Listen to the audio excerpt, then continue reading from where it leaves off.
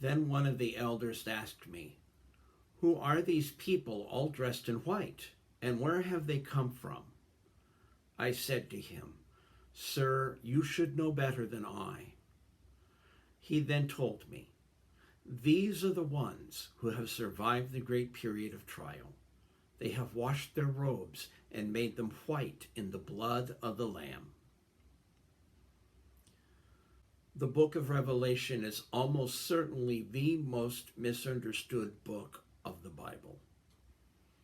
We tend to see it as a dire prophecy of the end times. Many look at newspaper headlines and expect to see the events of Revelation being played out. It's a time many await with dread, many await with fear, some await with a sense of surety, thinking that this is when Jesus will come to bash everybody who needs to be bashed, provided it's someone else. But Revelation isn't that kind of book at all. If Revelation was a message in a bottle, it would never have made it into the Bible. The Bible was collected over centuries, and writings that didn't make sense were left out. Revelation made sense to the people in the time it was written. It made sense to most early Christians, although its inclusion in the Bible is controversial to this day. But Revelation is not written as a book of wrath, a book of the dies irae.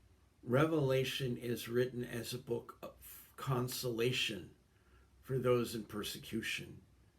It's written to be a book of hope for those that feel hopeless.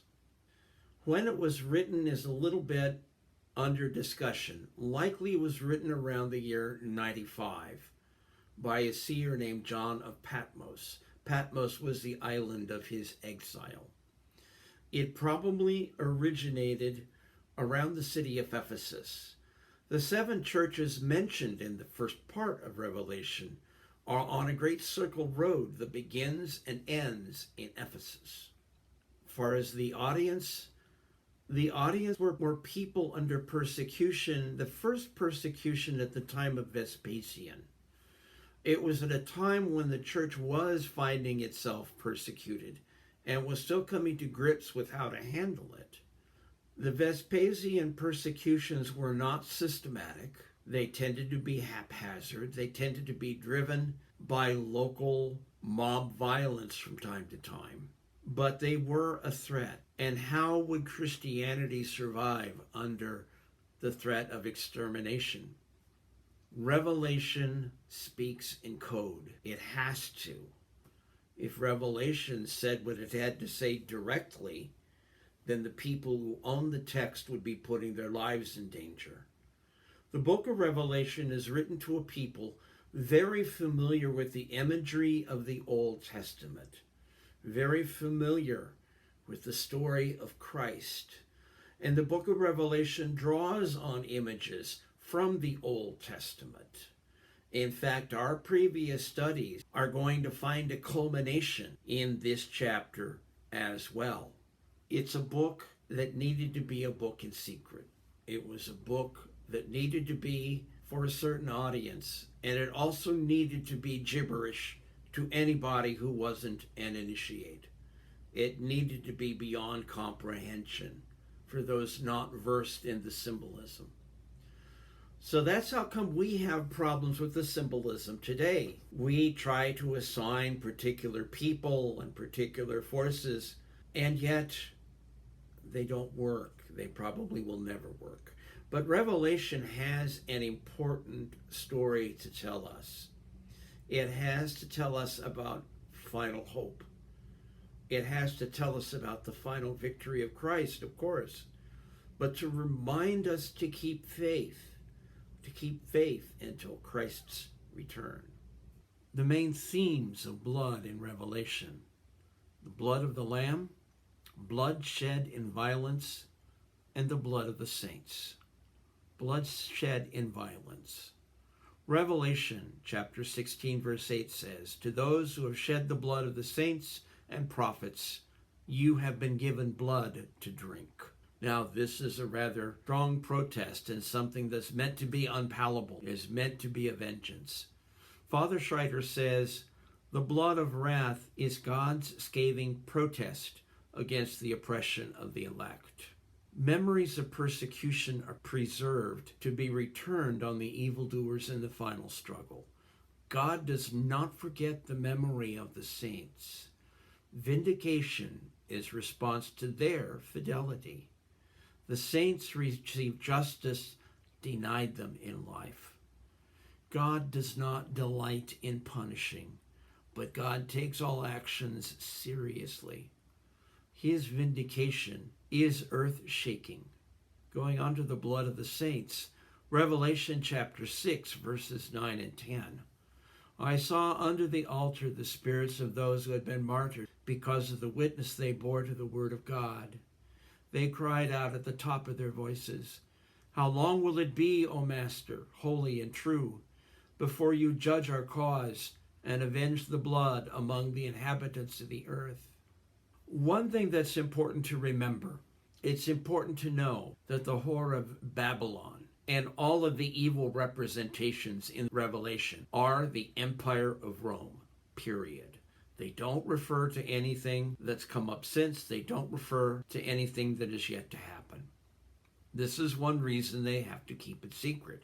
They can't say Rome is going to get drunk on blood and is going to be punished. That could be rather dangerous.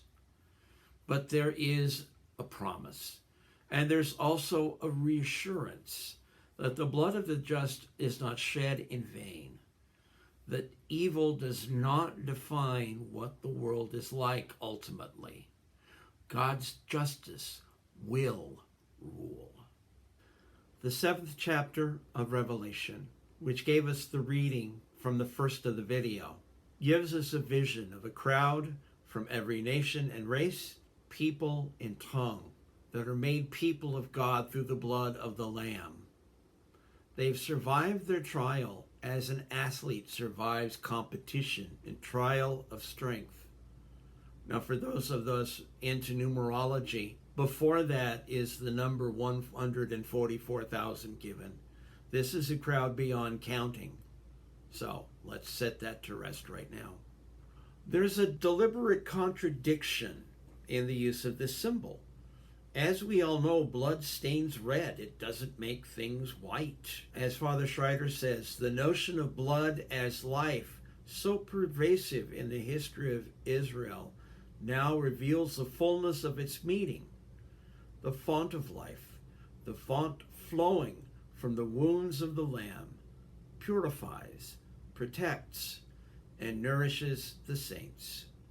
Here, the expiatory, redemptive, and Eucharistic symbolism of blood converge in the figure to lead to the life of the life-giving Lamb. The saints are purified of the indignities heaped upon them. They are protected from further harm by being drawn into the circle of a new covenant, and they are fed by the Lamb. Here is where all of the themes of this book come together. The themes of covenant, themes of deliverance, purification, God's vindication, restoration, renewal. The final verse cited here in this discussion of Revelation, chapter 7, verses 16 and 17, give us a great picture of the elect. Here's how it goes. Never again shall they know hunger or thirst, nor shall the sun or its heat beat down upon them. For the Lamb on the throne shall shepherd them. He will lead them to springs of life-giving water, and God will wipe every tear from their eyes. Solidarity and Hope is the subtitle of this book. And Father Schreiter has this great summary of what solidarity and hope is about. The solidarity and hope that I hope all of us missionaries of the precious blood can continue to live and preach. He says, solidarity and hope in the blood of Christ, to walk with those who suffer and never forget the new covenant that is held out to us as a great hope. These are at the heart of the spirituality of the blood of Christ. There's more we can say about this chapter of In Water and in Blood, and will be said soon. Next Tuesday, we're going to release a video here at this very same place where we're going to expand on some of the things I talked about here. I'll be joined by a couple of other folks, one person very familiar to you all, and somebody new to us, new to our spirituality. Very excited about this conversation. And you can join the conversation as well. Please feel free to leave comments in the comments section below, or to contact us if you have something more extensive to say, or if you have an insight that you think we need to be aware of. So in the meantime, may God bless you, may God give you peace, and may we all find redemption in the precious blood of Christ.